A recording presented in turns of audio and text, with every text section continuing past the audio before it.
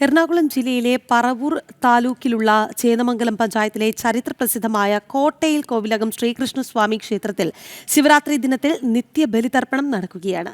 പാലിയം ദേവസ്വത്തിന് കീഴിലുള്ളതും ഗോവിന്ദപുര തപ്പൻ എന്ന പേരിൽ അറിയപ്പെടുന്നതുമായ ഈ ക്ഷേത്രത്തിന്റെ പുനരുദ്ധാരണ പ്രവർത്തനങ്ങളുടെ ഭാഗമായിട്ടാണ് ഈ പുതിയ തീരുമാനം. വില്ലുവാർവട്ടം രാജാവിന്റെ ആസ്ഥാനമായിരുന്ന കോട്ടയ്ക്കകത്തെ കോവിലകം എന്നതിൽ നിന്നാണ് കോട്ടയിൽ കോവിലകം എന്ന പേര് ഈ പ്രദേശത്തിന് ലഭിച്ചത്.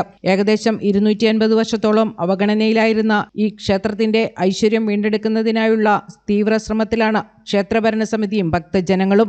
ആചാര്യന്മാരുടെയും ഗുരുക്കന്മാരുടെയും നിർദ്ദേശപ്രകാരം ക്ഷേത്രത്തെ തമോ അന്തരീക്ഷത്തിൽ നിന്നും മുക്തമാക്കുന്നതിനും ചൈതന്യം വർദ്ധിപ്പിക്കുന്നതിനുമായി കഴിഞ്ഞ കുറെ കാലമായി പ്രത്യേക വഴിപാടുകൾ ഇവിടെ നടന്നു വരുന്നുണ്ട്. ഇതിന്റെ തുടർച്ചയായാണ് ഇന്നു മുതൽ നിത്യബലി തർപ്പണം നടക്കുന്നത്. സ്വാമി ഗുരുദാസാനന്ദ സരസ്വതിയുടെ നേതൃത്വത്തിൽ കോഴിക്കോട് നിന്നുള്ള ആചാര്യന്മാരാണ് ഇടമലയാർ, പെരിയാർ, ചാലക്കുടിയാർ എന്നിവയുടെ സംഗമസ്ഥാനത്ത് ബലിതർപ്പണത്തിന് കാർമ്മികത്വം നൽകുന്നത്. നിത്യബലിതർപ്പണം ഇവിടെ തുടങ്ങാൻ എന്തെങ്കിലും കാരണമുണ്ടെന്ന് വെച്ചാൽ ഈ ക്ഷേത്രം മാത്രമല്ല, ഇതൊരു ത്രിവേണിയുടെ സ്ഥലമാണ്. അതായത് പെരിയാർ നമുക്കെല്ലാവർക്കും അറിയാം, ആ പെരിയാർ ഒഴുകി ഭൂതത്താൻകെട്ടിൽ വരും. ഇടമലയാർ നമുക്കറിയാം, അതൊഴുകി ഭൂതത്താൻകെട്ടിൽ വരും.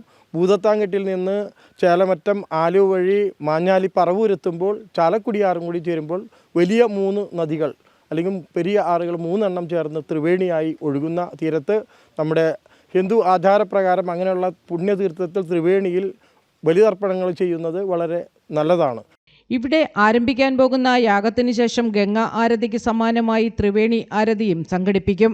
ഭക്തജനങ്ങളുടെ സഹകരണത്തോടെ ക്ഷേത്രത്തിന്റെ പഴയകാല പ്രതാപം വീണ്ടെടുക്കാനുള്ള പ്രവർത്തനങ്ങൾ ഊർജിതമായി മുന്നോട്ടു പോവുകയാണെന്നും ക്ഷേത്ര ഭാരവാഹികൾ അറിയിച്ചു. ജനം, കൊച്ചി.